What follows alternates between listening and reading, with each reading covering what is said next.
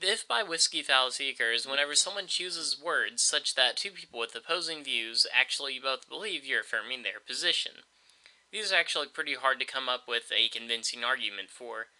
In the examples that you'll see here, the if by whisky fallacy is actually a fairly shallow one, easy to see through.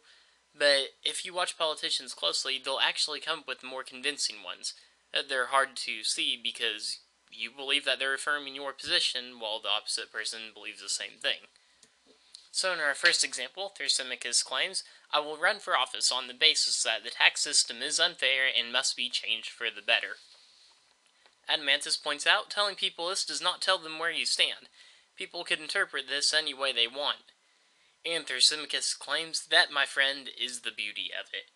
Here, Thrasymachus wants to commit the if by whisky fallacy.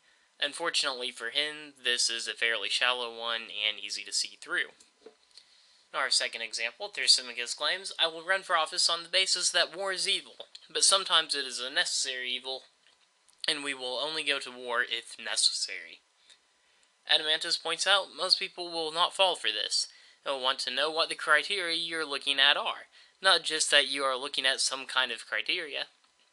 Here, Adamantus is pointing out that people are going to want more info.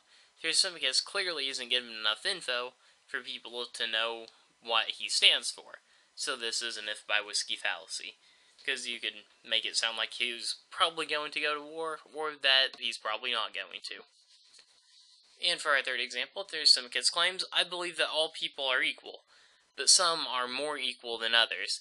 This is actually a quote that's almost quote, ripped off from George Orwell. Here Adamantus claims that this is an if by whisky fallacy. The statement can be taken as saying something that all people are equal, or that some people are better than others.